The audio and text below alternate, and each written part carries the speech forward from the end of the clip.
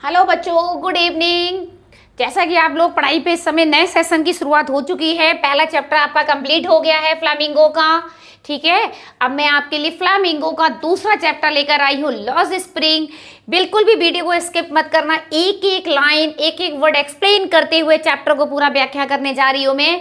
बड़े ध्यान से सुनना इस स्टोरी को। जब एक बार आप ध्यान से पूरा चैप्टर रिवाइज कर लेते हो तो आप एक ध्यान देखिए, आपका कोई क्वेश्चन बच के आपसे जाने वाला नहीं एग्जाम में, और बड़ा कॉन्फिडेंटली होकर आप लिख सकते हो। ओके, चलिए, लॉस्ट ऑफ स्प्रिंग जो कि कहानी है, पूरा टाइटल है इसका स्टोरीज ऑफ स्टोलन चाइल्डहुड, है ना।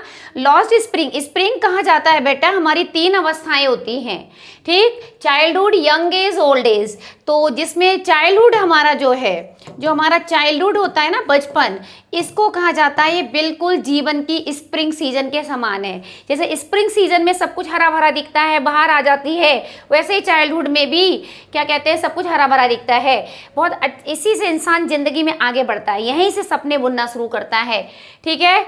लेकिन इस चैप्टर में जो हमारी राइटर है एनिस जुंग, इसकी अगर हम बात करें तो ये हमारे सामने दो कहानियां लेकर आई हैं, जिसमें उन्होंने बताया कि बचपन कैसे क्या हो गया है, स्टोलन हो गया। कुछ समाज की कुप्रथाएं कह लो, कुछ कहना चाहिए नेचुरल डिजास्टर कह लो, है ना। बहुत सारे फैक्टर ऐसे थे जो इस कहानी में आपको बताएंगे कि कैसे बचपन नरक बन गया, ठीक है। वो बचपन जिसमें बच्चे सपने देखते हैं, आगे बढ़ने के लिए क्या करते हैं, अपने नए नए कहना चाहिए ख्वाब बुनते हैं। लेकिन इस कहानी में तो बचपन बिल्कुल कहना चाहिए खो चुका है, समाज ने चुरा लिया, समाज की कुरीतियों ने इस बचपन को चुरा लिया था। इसीलिए इस कहानी का नाम रखा है लॉस्ट स्प्रिंग, ठीक है।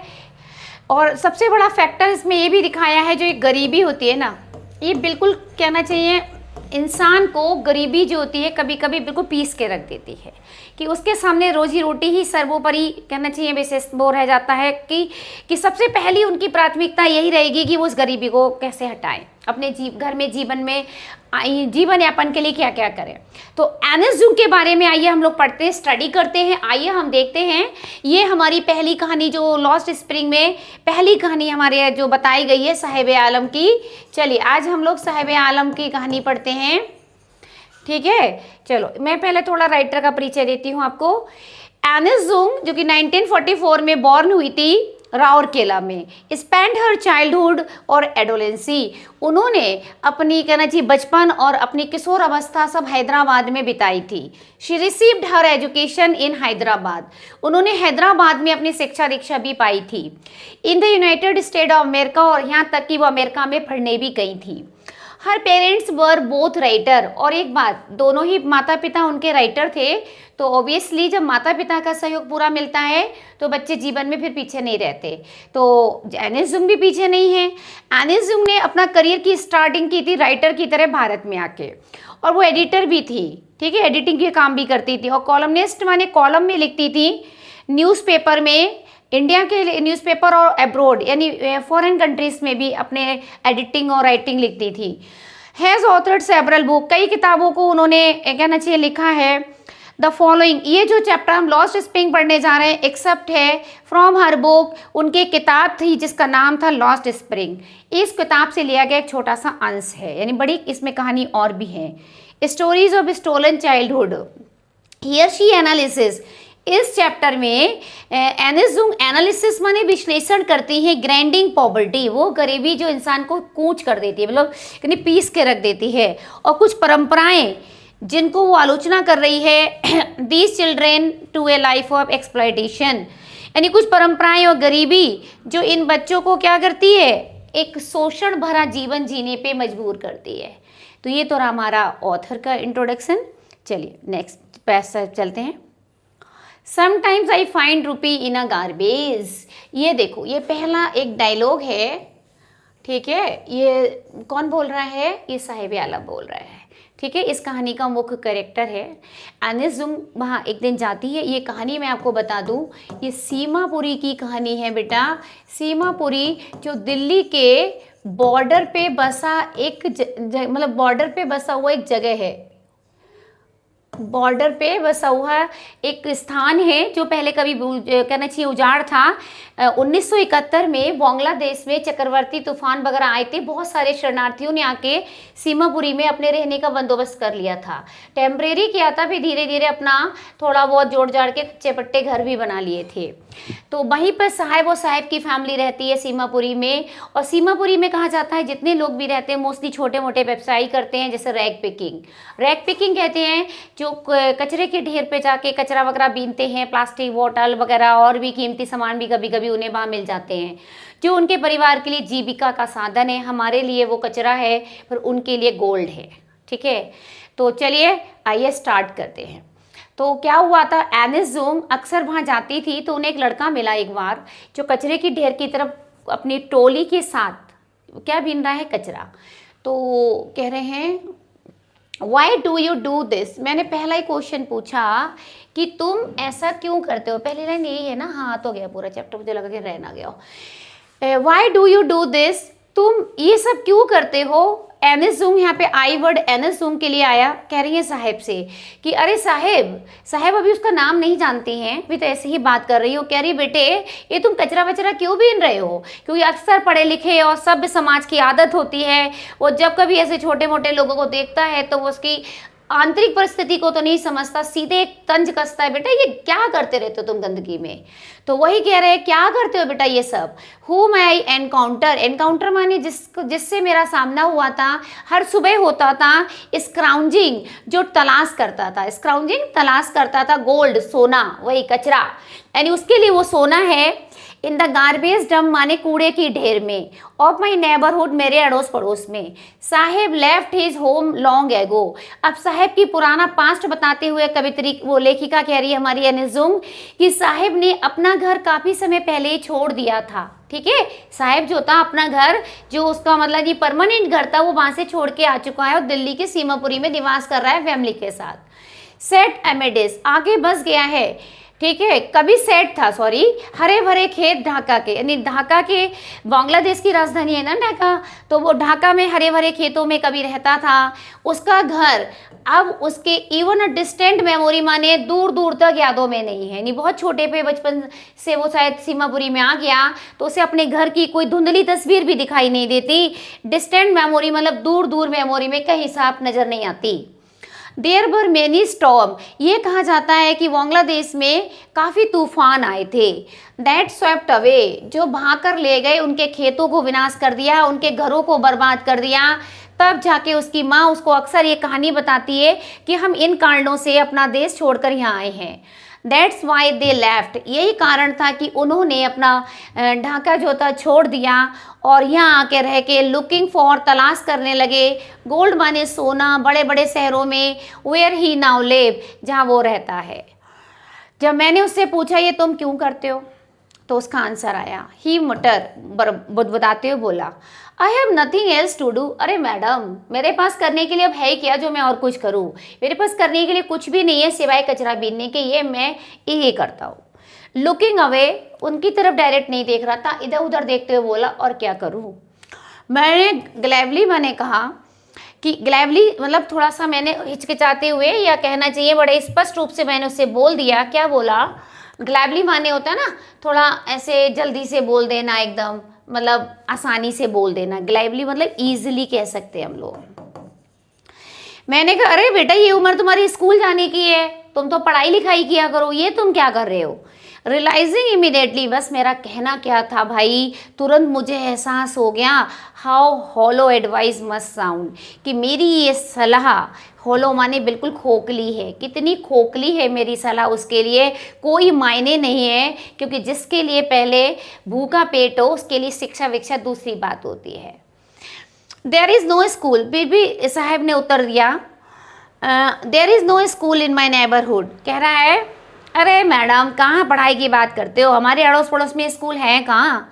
व्हेन दे बिल्ड, जब कभी कोई बनवा देगा, आई विल गो, तो मैं स्कूल भी चला जाया करूँगा। कैसी बात कर रही हैं आप, पहले कोई बनवाए तो हमारे क्षेत्रों में आके, ठीक है, वायदे करने आते हैं लोग, बनाता कोई नहीं है।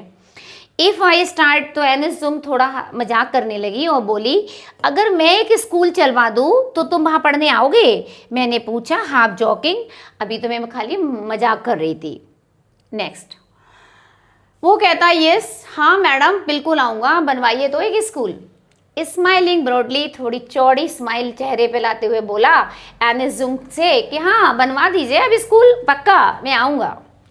आ फ्यू डेज लेटर, फिर ये सिलसिला चलता रहा। लेखिका अक्सर जाती थी, ये वो लड़का और उसकी टोली अक्सर उसे मिलते थे। कुछ दिनों की बात है, मैंने देखा रनिंग अप टू मी, कि मैं जा रही थी, उनमें से वही साहिब नाम का लड़का मेरे पास दौड़ता हुआ आ रहा था। ये जो स्कूल रेडी भागता हुआ हाँफता हुआ आया, बोला मैडम कुछ दिन पहले आपने कहा था स्कूल बनवा रही हो, स्कूल बन गया या नहीं बना बताइए, मैं तो तैयार हूँ पढ़ने के लिए।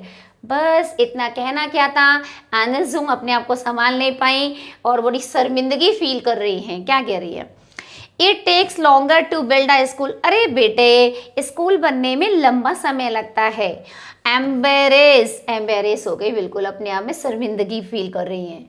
हैविंग मेड अ प्रॉमिस, क्योंकि वाकई में उन्होंने एक ऐसा वायदा कर दिया जिसका कोई मतलब नहीं था। ना तो वो स्कूल बनवाने जा रही थी, ना स्कूल ऐसा बनाना आसान था उनके लिए। तो वही कह रही है कि ऐसा वायदा कर दिया जिसका कोई मीन नहीं है, लेकिन बच्चा उससे उम्मीद जगा बैठा है। बट प्रोमिसेस लाइक माइन, हाँ मैं एक बात समझ में आ गई कि मेरे जैसे किए हुए वायदे अबाउंड माने भरे पड़े हैं कॉर्नर ऑफ ब्लीक वर्ल्ड, इस उदास दुनिया, उसकी उदास दुनिया में, यानी उसकी दुनिया तो बड़ी उदासी से भरी है उस लड़के की, और उसके हर कोने में देखा जाए बहुत से लोग मेरे से पहले भी आए थे जिन्होंने वायदा किया था कि हम ऐसा करवा दें वैसा कर देंगे आपके विकास के लिए, लेकिन किसी ने कुछ नहीं किया था। तो वो तो ऑलरेडी इन चीज़ों से भरा था। After months of knowing him, कई महीने हो गए मैं उस लड़के को अच्छे से जानने लगी जब, तो फिर मैंने एटलीस्ट उसका नाम पूछा, बेटा आपका नाम क्या है? लड़के ने उत्तर दिया, मैडम मेरा नाम है साहिब आलम। अब यहाँ देखो साहिब आलम की मिमिक्री, नाम साहिब आलम है, ठीक है। और बेचारे साहिब आलम का मतलब बता रहे हैं, पहले मैं थोड़ा सा पढ़ा लूँ फिर मैं भी समझाती हूँ। उसने बताया, मैडम मेरा नाम साहिब आलम है। He does not know what it means, बेचारे को पता नहीं मेरे नाम का मतलब क्या है। यदि बेचारा जानता होता कि इसका मतलब है पूरे ब्रह्मांड का कोई मालिक, तो बड़ा बेचारे को फील होता कि नाम है पूरे दुनिया का मालिक और बेचारे के पास कुछ भी नहीं है मालिक होकर भी।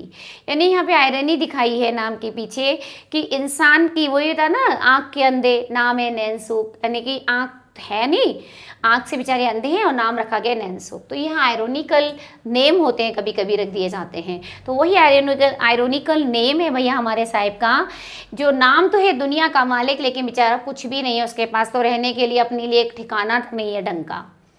He would have a hard time, ठीक है, और उसके लिए बहुत कठिन होता है ऐसा यकीन करना कि मेरे नाम का अर्थ ये है।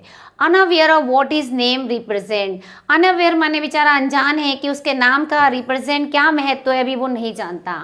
ही रोम्स, वो तो भटकता रहता है गलियों में, अपने स्ट्रीट माने गलियों में, अपने मित्रों के साथ गलियों में आता है, भटकता रहता है। एक आर्मी सी आती है बेयर फुट, ऊपर से बेचारे नंगे पैर, चप्पल भी नहीं होते इनके पैरों में, ये लड़के नंगे पैर आते हैं पूरी टोली बना के और कचरे के ढेर में जाके बस मतलब कूड़ा उड़ा बीनते हैं। Who appear like the morning bird, ऐसे लगते हैं ना सुबह में जैसे पक्षी आते हैं और फिर बाद में दोपहर तक सारे पक्षी गायब हो जाते हैं। इनकी तुलना पक्षियों से करते हुए एनिस जुंग कहती है ये लड़के भी सुबह से आ जाते हैं कचरे के ढेर पे, अपने मतलब का सामान बीन बांध के कट्टों में भर के चल देते हैं दोपहर तक। ओवर द मंथ, कई महीने से, I have come to recognise, एक महीने से ज़्यादा हो गया, कई महीने हो गए मतलब कह रही है, तो मैं उनको पहचानने लगी थी। अब मैं सब लड़कों को जानने लगी थी, उनकी पूरी टोली को पहचानने लगी थी। मैंने उनमें से एक लड़के से पूछा एक दिन कि why are not you wearing chappal, अरे बेटा एक बात बताओ तुम चप्पल क्यों नहीं पहनते हो? आपने देखा ना बहुत से बच्चे गरीब होते हैं बेचारे बिना चप्पल के घूमते रहते हैं, उसके पीछे कई रीज़न बताए गए इस चैप्टर में, चलिए देखते हैं हम लोग। तो वो कह रहा है कि my mother did not bring them down from the self, मेरी माँ ने चप्पल ऊपर मचान में रख दी है, नीचे उतार के नहीं देती है। उसने सिंपली ये उत्तर दिया, मेरी माँ ने चप्पल संभाल के ऊपर रख दी है, वो नीचे नहीं उतारती है। Even if she did he will through, एक दूसरा लड़का बोला, अरे मैडम कैसी बात कर रही हैं, अगर मैं इसकी मम्मा इसको चप्पल देंगी ना तो पक्का थ्रू देम ऑफ, ये कहीं खो देगा, इस डर से इसकी माँ चप्पल देती ही नहीं है। ये भी हैरोनी देखो सब।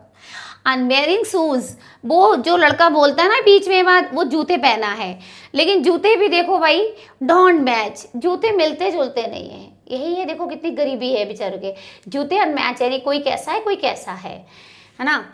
फिर क्या होता है, when I comment on it, जब मैंने उस पर पूछा अरे तुम जूते पहने हो, तो ही सफल हिज फैट, तो उसने पैर को अपने पीछे खींच लिया। एंड सेज नथिंग, वो कुछ नहीं बोला। I want shoes says a third boy, एक और लड़का वहाँ खड़ा था, वो बोला भाई मुझे भी जूते चाहिए जैसे ये पहना है, काश ऐसे मिल जाए। हु हैज़ नेवर ओन्ड, ये कह रहे हैं उस लड़के ने तो कभी एक जोड़ी जूते अपने पूरे जीवन में नहीं देखे, नहीं जितना बड़ा वो बच्चा हो चुका है अभी तक उसके पैरों में कभी एक जोड़ी जूते भी उसको नसीब नहीं हुए। इतना कहना चाहिए उनके लाइफ में परेशानियाँ थी। ट्रैवलिंग अक्रॉस द कंट्री, अब यहाँ एनिस जोंग एक बहुत बड़ी सत्य को प्रकट करने जा रही है। वो कह रही है पूरे देश भर में हमने बहुत सी यात्राएं करी होंगी और ऐसे बच्चे देखे होंगे जो बिल्कुल नंगे पैर घूमते रहते हैं शहरों में, गाँव में, सड़कों पे। It is not lake of money, जरूरी नहीं है कि पैसों के अभाव के कारण ये लोग चप्पल नहीं पहनते। ऐसा लगता है कभी कभी इनकी ट्रेडिशन है, ये परंपरा बना ली है कि ये नंगे पैर ही घूमेंगे, इन्होंने अपनी आदत बना रखी है, ये चप्पल पहनते नहीं है, खो जाने के डर से कह लो या फिर कहना चाहिए उनकी दशा ऐसे ही दिखे, उनको ऐसा लगता है। इज़ वन एक्सप्लेनेशन, एक व्याख्या ये भी हो सकती है शायद इन्होंने एक ट्रेडिशन बना ली, आदत बना ली नंगे पैर घूमने की। I wonder if this is only an excuse to explain away, मुझे तो ये लगता है, आश्चर्य होता है ये सोचकर कि कहीं एक बहाना तो नहीं है ये, to explain away a perpetual state of, ताकि वो अच्छे से बता सकें कि कैसे स्थायी गरीबी उनके जीवन में निवास करती है। ठीक, क्या पता एक तरीका हो कि ये चप्पल पहन के ना चलना बताना कि किस कदर ये लोग गरीब व्यक्ति हैं। आई रिमेंबर अ स्टोरी, तभी हमारी एनिस जोंग एक और कहानी यहाँ पे सुनाती है। वो कह रही है मुझे एक कहानी याद आती है, एक आदमी की ये कहानी है जो उडुपी में रहता था। एक बार मैंने उस आदमी से जब पूछा था तो उसने मुझे बताया था एज अ यंग बॉय कि जब वो एक मतलब लड़का था तो he would go to school, तो वो स्कूल जाता था। पास्ट एन ओल्ड टेम्पल, एक पुराने मंदिर से गुजरता हुआ स्कूल जाता था वो लड़का उडुपी में। Where his father was a priest, और उसी मंदिर में स्कूल जाते समय रास्ते में एक मंदिर पड़ता था, उसी मंदिर में इसके पापा उस लड़के के जो उडुपी की कहानी सुना रही है उसके पापा पुजारी थे।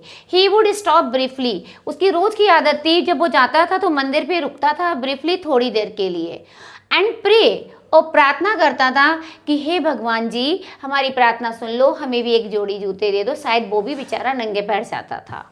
30 years लेटर, अब 30 साल के बाद, ये कहानी हो गई उडुपी की एक आदमी की, उसका बेटा कि बता रहा है कि उसका पापा पुजारी था और वो।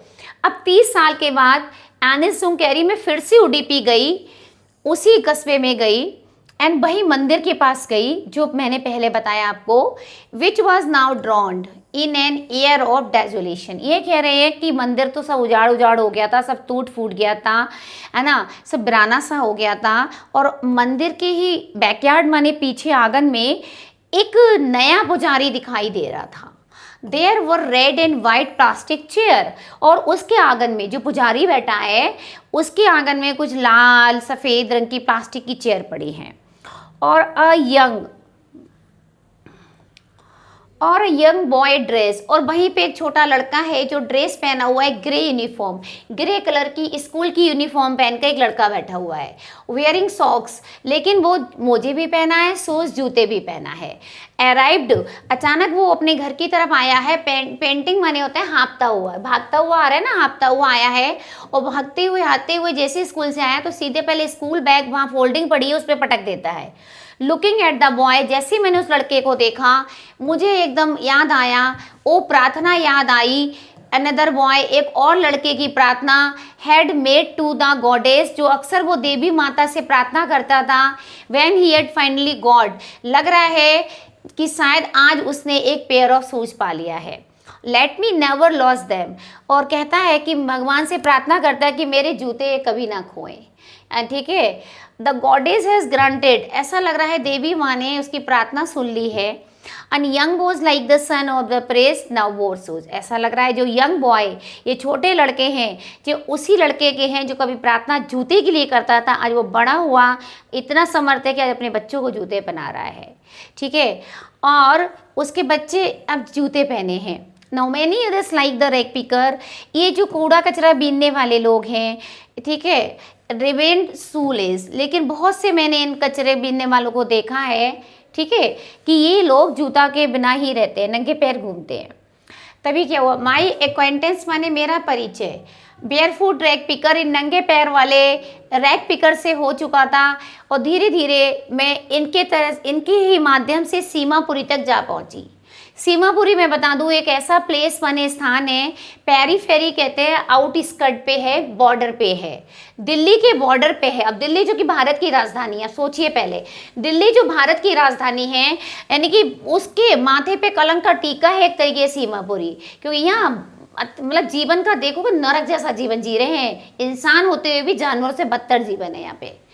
8 माइल्स अब, हाँ है तो मीलों दूरी, मेटामॉर्फिकली कहें तो हम थोड़ा दूर है, मतलब रूपक रूप से कहें तो। दोज हु लिव हेयर, और बे लोग जो सीमापुरी में यहाँ रहते हैं, ठीक है, आर स्क्वैटर्स, जो इलीगली आके बस गए। स्क्वैटर माने कानूनन रूप से कोई आके जमीन उमीन परचेस नहीं करी इन्होंने, ये तो इलीगली आ गए थे, बांग्लादेश से सन 1971 में आ गए थे। साहेब की फैमिली भी उन्हीं में से एक है, यानी 1971 में जो बांग्लादेशी भागकर भारत आए थे, जिन्होंने सीमापुरी में शरण ले ली थी आके, यही वही बांग्लादेशी है जिन्होंने पूरा सीमापुरी बना रखा है। ठीक है, और साहेब का परिवार उन्हीं में से एक परिवार था। Seemapuri was then a wilderness, पहले की बात बताऊं 1971 में सीमापुरी एक उजाड़ स्थान था, दूर दूर तक खेत खलिहान पेड़ पौधे बस यही था। इट स्टिल, ये अभी भी वही है, कोई इसमें विकास नहीं है ज़्यादा, लेकिन ये नो लॉन्गर एम्प्टी, अब खाली नहीं है, जगह जगह लोग इंसान रहने लगे हैं सीमापुरी से आए। स्ट्रक्चर ऑफ मड, मिट्टी के बने घरों में रह रहे हैं, टिन और टारपुलिन की उन्होंने छत बना रखी है, टिन डाल रखा है, किसी ने तिरपाल डाल रखा है। डिवोइड ऑफ सीवेज, इनका नाली व्यवस्था सही से प्रॉपर है नहीं, जब इलीगली बसते हैं लोग, ऊट पटांग मकान बनाते हैं, ऊट पटांग जगह घेर लेते हैं, तो सही से इनको ये सुविधाएं नहीं मिल पाती हैं। ड्रेनेज नाली की सुविधा नहीं है, पानी जो है सड़कों पे बहता है, और यहाँ 10,000 रैग पिकर रहते हैं कम से कम। They have lived here for more than 30 years, लगभग वो यहाँ 10-30 सालों से रह रहे हैं बिना किसी आइडेंटिटी माने पहचान के। विदाउट परमिट्स, इनके पास कोई परमिट नहीं है, परमिट भी नहीं है, बट विद राशन कार्ड, हाँ थोड़ा राशन कार्ड वगैरह इनको मिल गया है जुगाड़ दुगाड़ से, और that get their name on the voters list, ताकि उनका नाम वोटर लिस्ट में आ गया है। एंड इनेबल देम, इस कार्ड के माध्यम से वो अपना अनाज वगैरह खरीद रहे हैं, सरकारी उन दामों पे भी खरीद लेते हैं।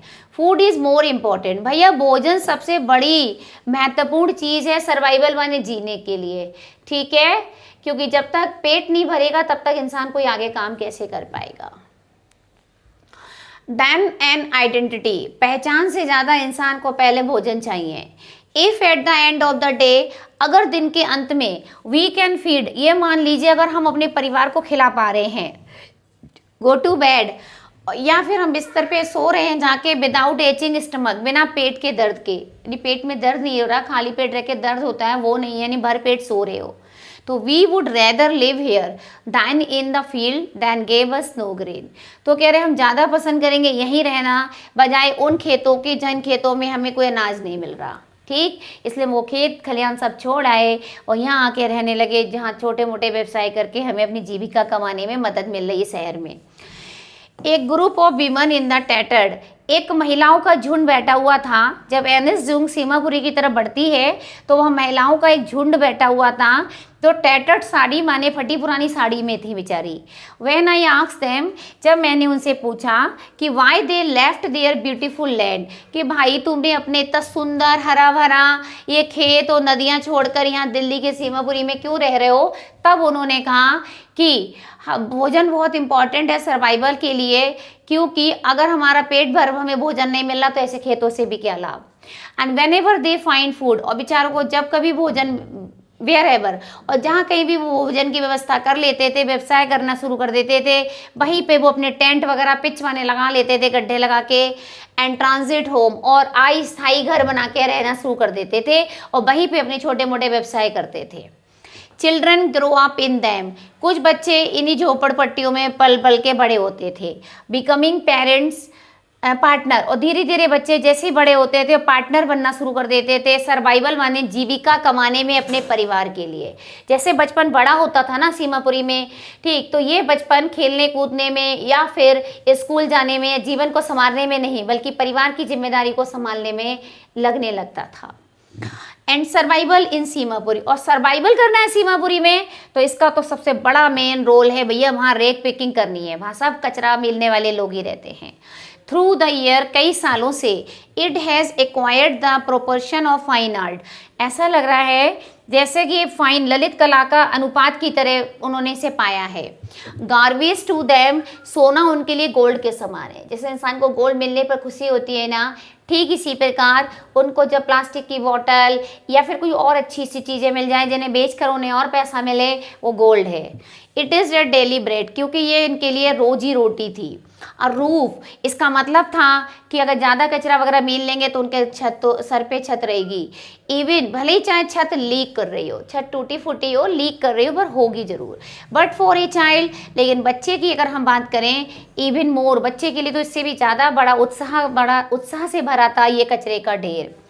आई समटाइम फाइंड ए रुपी इवन अ 10 रुपी, जब साहेब कहता है, बड़ा अपनी आंखों में चमक लाते हो, मैडम हमारा बिजनेस बढ़िया चलता है, हमें 1 रुपया भी मिल जाता है और कभी कभी 10 रुपये का नोट मिल जाता है, उस दिन हमारी लॉटरी निकल आती है।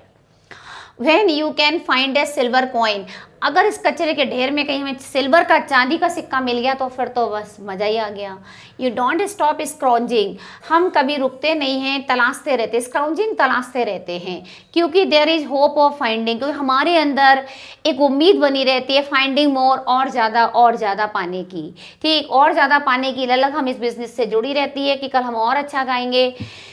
इट सीम्स दैट, ऐसा प्रतीत होता है कि गार्बेज हैज़ मीनिंग डिफरेंट, शायद इस कचरे के ढेर का मतलब बच्चों के लिए और बड़ों के लिए शायद अलग अलग है। बच्चों के लिए इसका मतलब है कि देयर पेरेंट्स के लिए उनका क्या मतलब है। बच्चों के लिए मतलब है रैप्ड इन वंडर, बच्चे जब यहाँ आते हैं तो उन्हें आश्चर्य से भरी चीज़ें दिखाई देती हैं, उनके लिए आश्चर्य से भरा ढेर है। जबकि बड़ों के लिए तो जीविका कमाने का क्या है, एक साधन है। वन विंटर मॉर्निंग, एक दिन सुबह की बात है, मैंने साहब को देखा था, खड़ा था फेंस गेट, मतलब दीवार, एक 4 दीवारी थी, उसी के गेट के पास पड़ोस में एक क्लब था, वहाँ खड़ा था। Watching 2 young man dressed in white and playing tennis, और वो देख रहा है, मैंने देखा कि 2 युवा लड़के हैं जो वाइट कलर की ड्रेस पहनकर एक 4 दीवारी, मतलब कोई प्लेग्राउंड जैसा है, स्टेडियम टाइप का है, जहाँ बच्चे प्रैक्टिस कर रहे हैं, टेनिस खेल रहे हैं। और वो वहाँ चुपचाप खड़े हो देख रहा था। मैं जा रही थी तो जब मैंने उससे कुछ पूछा तो हम हाँ करके बोला, हाँ मुझे टेनिस खेलना बहुत पसंद है, एंड कंटेंट टू वॉच, और बड़ी संतुष्टि मिलती है इसको यहाँ खड़े होके देखना दीवार के पीछे। आई गो इनसाइड, मैं अंदर तो चला जाऊँ लेकिन कोई व्यक्ति जब नहीं होता है तब, मैं ऐसे नहीं जा सकता, एक तो गरीब हूँ, नीचे मतलब मेरी जाति वाति को लेकर भी लोगों को परेशान है। The gate keeper let me use, क्योंकि यहाँ का गेट कीपर बहुत अच्छा है, वो जब कोई नहीं होता मुझसे कहता जा अंदर खेल ले, जाके टेनिस खेल ले। Sahib two is bearing tennis shoes, Sahib भी टेनिस के जूते पहने रहता है।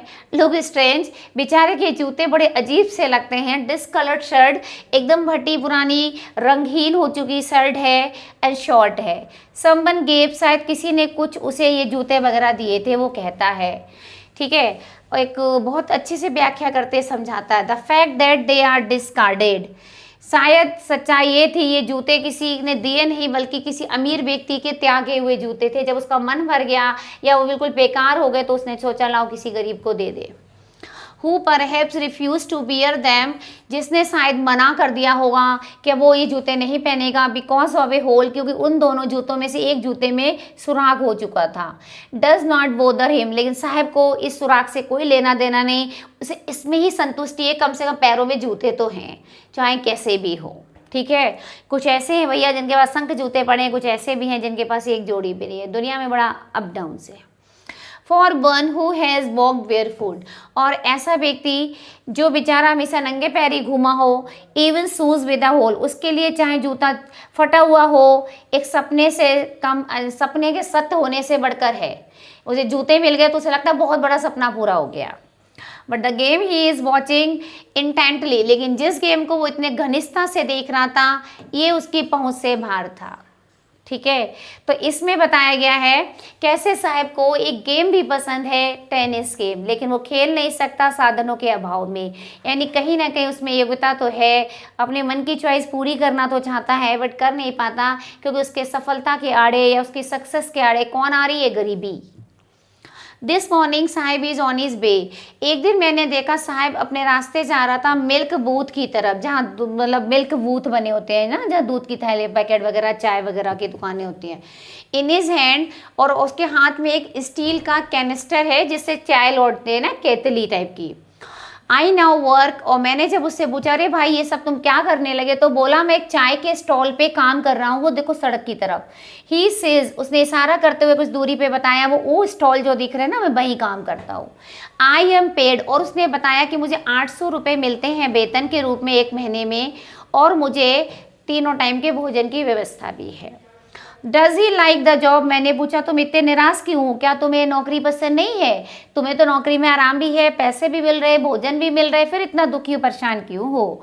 His face I see has lost, अचानक मैंने उसका चेहरा देखा, केयर फ्री लुक माने चिंता से घिराया, फिर लगने लगा जैसे उदास हो गया हो, कोई परेशानी है जो मनी मन उसको परेशान कर रही थी। The steel canister seems heavier, और वो कह रहा है कि स्टील के कैनिस्टर मुझे लग रहा है उसको भारी लग रहे हैं। किससे? प्लास्टिक बैग, वो प्लास्टिक के कट्टों से जो वो अपने कंधे पे लाद कर कचरा बीन के ले जाता था, भले ही चाहे वो भारी हो, लेकिन वो कह रहा है ये कैनिस्टर ज़्यादा मुझे भारी लग रहा है। यह उसके पीछे उसके दुख जो छिपा है वो बाहर निकल कर आता है, कि मतलब कि पहले वो अपने मन का मालिक था, मनमौजी था, जो मर्जी आए करता था, लेकिन अब वो दूसरे का गुलाम है, नौकर है। ठीक है, इसीलिए शायद उसका मन परेशान है। दैट बैग वॉज हिज, वो बैग कम से कम उसके होते थे, वो जो ढोता था, ठीक है, वो बैग जो ढो के लाता था कंधों पे, वो उसके बैग होते थे। The canister belong to the man, क्योंकि ये कैनिस्टर चाहे कि उसके नहीं है, इनका ओन माने मालिक दुकान वाला है। Saheb is no longer, Saheb अब अपना मालिक नहीं रहा। तो यहाँ तक हुई हमारी सीमापुरी का पार्ट 1।